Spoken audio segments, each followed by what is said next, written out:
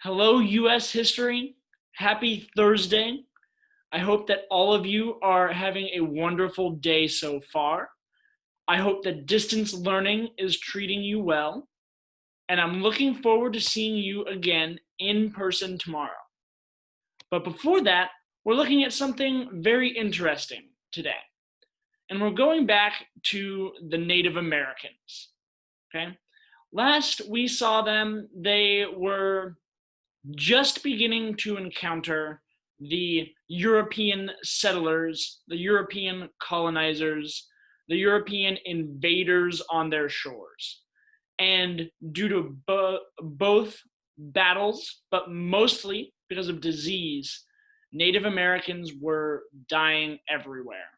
So today, we are going to look at what happens when disease and European invaders come knocking on the doors of the Pequot tribe in New England. So,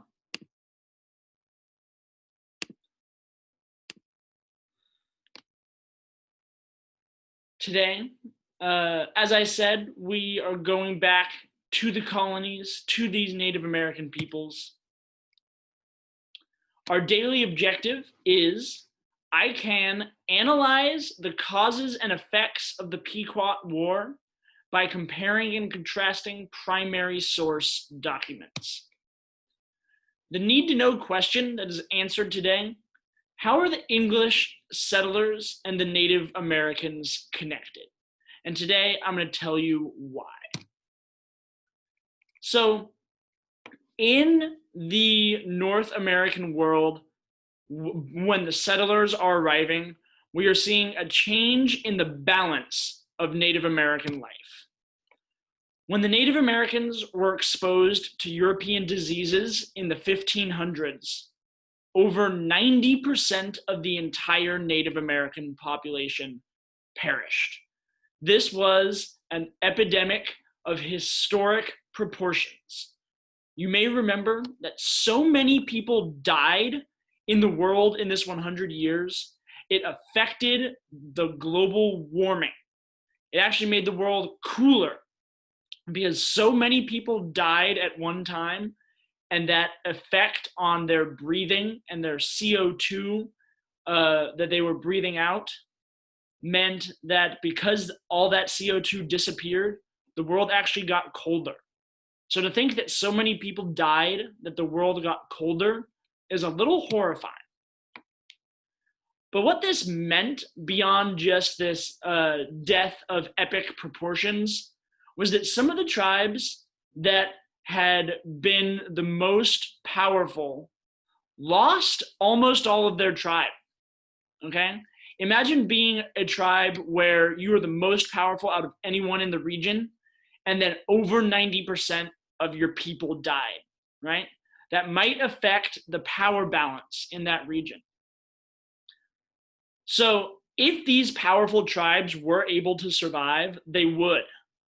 But many tribes became so small, with just a few people or a few dozen people, that they had to join together with other tribes to rebuild their numbers, to actually have a functioning society. So many tribes disappeared before Europeans ever got a chance to meet them. And so, with many tribes disappearing completely, and many of those tribes being the most powerful tribes, this meant that there was a power vacuum and new tribes could compete for power. Those tribes who were no longer in charge meant that there needed to be other powerful tribes, and so new tribes began competing with each other. One tribe that was successful in finding new power were the Pequot tribe. The Pequot tribe lived right in the middle of the English colonies of New England and the Dutch colony of New Amsterdam. And so this tribe became powerful by engaging in a lot of trade with both of these colonies. They were the middleman, so to speak, between the two of them. So they engaged in a lot of trading between these two regions. So this is a little map of the Native American tribes in the New England area, okay? Here's Boston, right here, right? Here's Plymouth, the very first Pilgrim Puritan colony in the region. Boston became the capital. And here are the modern day states of Massachusetts, Rhode Island, and Connecticut. Down here in the bottom corner is where New York is, at the time, New Amsterdam. And so the Pequot tribe started out right here, but they began to grow. And so out of all these different tribes that we can see here, the Wampanoag, the Nauset, the Narragansett, right? You won't have to know these names, but these were the names that they had here. The Pequot became the most powerful out of all of them. And because they were here on these rivers, and because they were right in between Boston and the rest of the Massachusetts Bay Colony and New York, this was all the territory that they held. Now here's another map that shows where the Dutch from New Amsterdam colonized and where the English began colonizing between 1609 and 1664. So our story is going to take place in the 1630s, right? And we see growing English colonization in this area. But as we look up here in Connecticut, we see that this is the Pequot territory, okay? This is where the English are beginning to set their eyes, okay? So in the 1630s, the Dutch began taking more and more Pequot land, and the Pequots decided to fight back, okay? In response, the Dutch captured the chief of the Pequot tribe and killed him, okay? They weren't going to accept the Pequots attacking them. The Pequot tribe tried to get revenge on the Dutch by raiding a ship, but they accidentally killed a crew of Englishmen, not the Dutch. So this understandably made the English very upset. So the new Pequot chief went to the New England colony to try to make peace with the English, to try to avoid war, because the English were very upset. They signed a treaty that guaranteed the Pequot tribe good land and trade with the Europeans. But the treaty also said that the English could punish a Pequot who broke an English law, okay? And the English demanded that the murderers of the English ship, the English trading ship, be brought to justice, be killed, or be sent to Boston so that the New Englanders could execute them. Soon after this treaty was signed, however, another English trader was found dead. And so, the Native American tribe who killed the English trader was not the Pequot tribe. It was actually a neighbor of the Pequot tribe. But the British decided to blame the Pequots anyway. And they sent a small army to demand justice from the Pequots, to turn over the murderers of these Englishmen. The Pequots did not want to do this, so they fought back, officially beginning what is now called the Pequot War. Okay? After a few months of small-scale fighting, the English sent an army to attack the second biggest city that the Pequots lived in. This city was right on the banks of the Mystic River. Okay? After seeing that the city would be hard to capture, the English set the city on fire in the middle of the night instead of trying to fight the Native Americans. Most of the people died in the flames, and most of these people were women and children as well. But those who tried to escape were shot when they tried to run. The British set up a circle around the city with their own Native American allies with them to prevent any Pequot from making it out alive. In this one night, every Pequot from the city perished.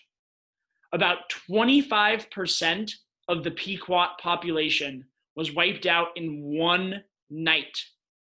one night killed a quarter of the Pequot tribe. This evening became known to history as the Mystic Massacre.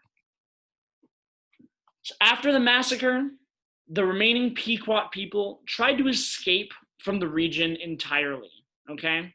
But these people who tried to escape were hunted down by the English and the tribes that were allied with the English.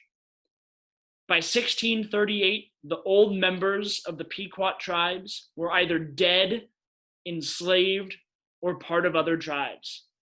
They weren't even able to use the word Pequot to describe themselves anymore.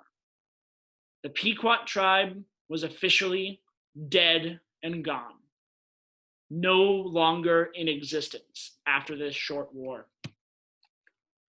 So,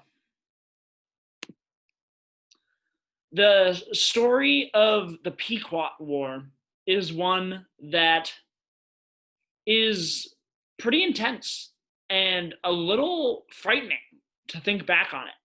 Setting a fire to kill men, women, and children, hundreds of them, 25% of the Pequot tribe, right? And then hunting down the rest of the tribe like animals. And then afterwards, we begin to see a few changes happen that really, for Native Americans at the time, worried them. And for good reason, because after this war, the British demonstrated to all the Native American tribes in the area, don't mess with the British. Because if you mess with the British, just like the Pequot tribes did, the British will eliminate you. They will get rid of you. They will destroy you so totally that your tribe won't exist anymore. And this message had really powerful ramifications that would affect Native American tribes for the next few hundred years. So, there's a graphic organizer on Edmodo.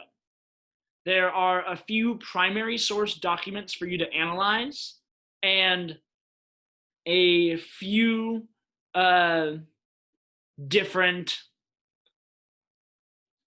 are a few documents for you to analyze and a few different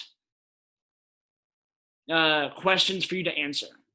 So please go ahead and find that document and answer those questions. Thank you so much for being here today, gentlemen. Thank you so much for doing your best. I look forward to seeing you tomorrow and discussing the Pequot War a little bit more tomorrow. Thank you, everyone. Have a great rest of your day.